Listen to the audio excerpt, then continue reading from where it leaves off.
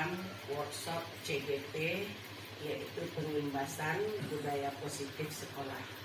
Marilah sama-sama kita dengarkan dan kita ambil apa yang bisa kita terapkan untuk siswa kita di sana. Marilah sama-sama kita mengikuti acara ini dengan fokus dan bisa memahami.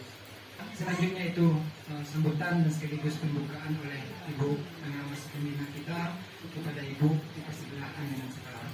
Bapak Ibu, ini merupakan kegiatan yang dilakukan oleh CGP kita, berbagi praktek baik. Jadi selain mereka belajar, mereka berinovasi, mereka bertugas menyampaikan apa yang mereka rasa baik kepada Bapak dan Ibu. Itu namanya pengimbasan. Jadi maksud dan tujuan pengimbasan ini, mohon Bapak Ibu membuka diri, menampung di 10 tangan. Apa yang menurut Bapak Ibu baik, silakan diambil. Boleh memberi masukan, boleh memberi inovasi lagi, silakan. Kita buka acara ini dengan membacakan basmalah. Bismillahirrahmanirrahim. Panjang-panjang, pendek-pendek, pendek, panjang-panjang, pendek, panjang-panjang, panjang. Perwujudan dari nilai-nilai atau keyakinan universal yang kita terapkan di sekolah.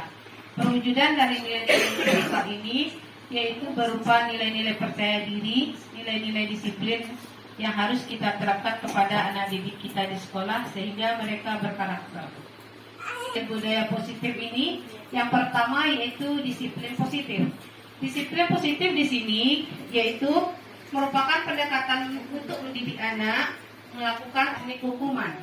Nah, itu bagian yang pertama. Yang kedua, apa-apa saja nilai kebajikan universal yang harus kita terapkan di sekolah kita.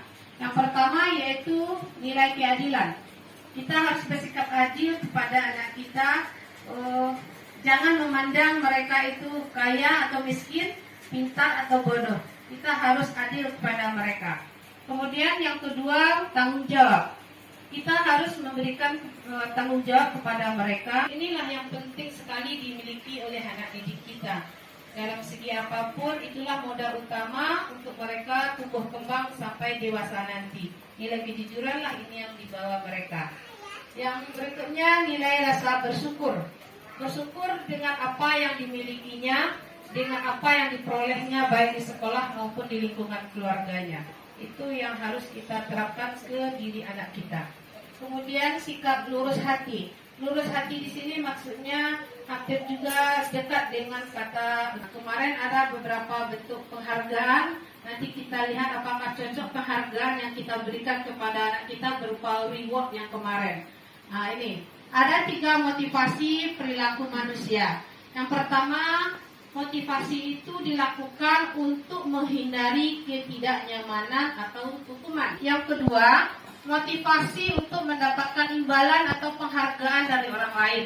Nah, dia melakukan sesuatu, kalau saya berbuat ini kepada ibu, pasti saya diberi imbalan. Nah, ini.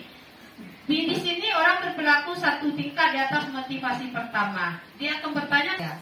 Yang ketiga, nah ini motivasi untuk menjadi orang yang mereka inginkan dan menghargai diri sendiri dengan nilai-nilai yang mereka percayai.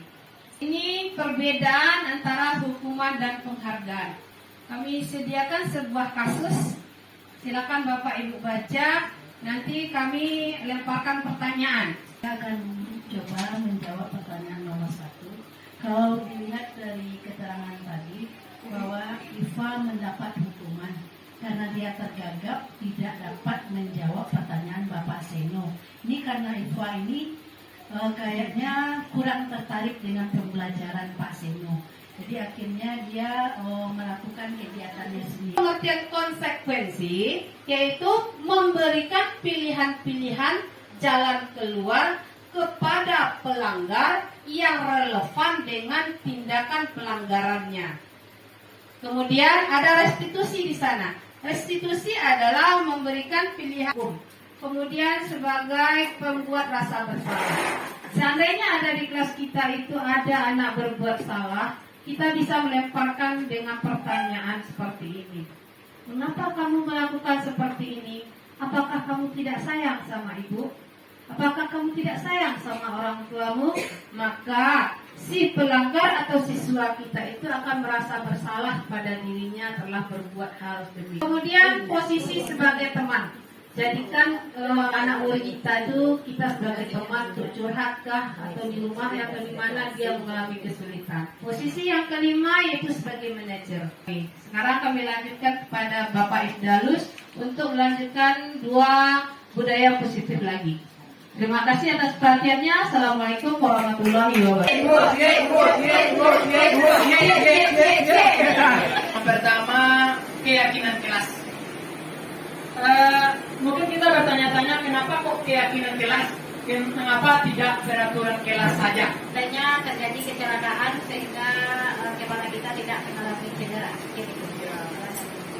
Terima kasih pada Bu Dona, tapi intinya adalah keselamatan ya Bu Dona. Ya, keselamatan. Jadi kalau kita melakukan sesuatu karena keyakinan, menghargai diri dan keselamatan diri seperti yang disampaikan oleh Bu Desi tadi, maka kita akan terbiasa. Inilah yang namanya budaya positif. Kriteria keyakinan kelas itu seperti apa? Nah, jadi keyakinan kelas itu bersifat abstrak. Dia akan lebih umum daripada peraturan. Nanti saya akan beri beberapa contoh. Lalu keyakinan kelas itu berupa pernyataan-pernyataan yang universal atau berlaku umum. Keyakinan kelas senantiasa dibuat dalam bentuk positif. Keyakinan kelas itu tidak boleh terlalu banyak. Ada beberapa prosedur yang perlu kita lalui.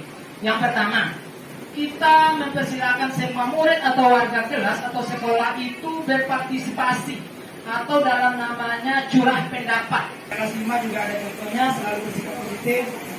Intinya restitusi ini bertujuan untuk menyelesaikan masalah, tetapi murid itu tidak merasa dikucilkan. Mereka bisa kembali ke kelompoknya tanpa beban lagi. Jadi ciri-ciri restitusi itu setidaknya ada 10. Untuk restitusi itu bukan untuk menebus kesalahan. Gini dia menemui teori pilihan gitu. Dia berkata restitusinya ada 3. Yang pertama, menstabilkan identitas. Itu tahapan yang pertama. Ada berupa pertanyaan pemandu. Tapi buat setiap orang pasti pernah melakukan kesalahan. Kamu bukan satu-satunya yang pernah melakukan kesalahan. Nah, penyebabnya tadi. Lalu yang kedua, menanyakan keyakinan kelas. Itu udah berbuat salah tadi.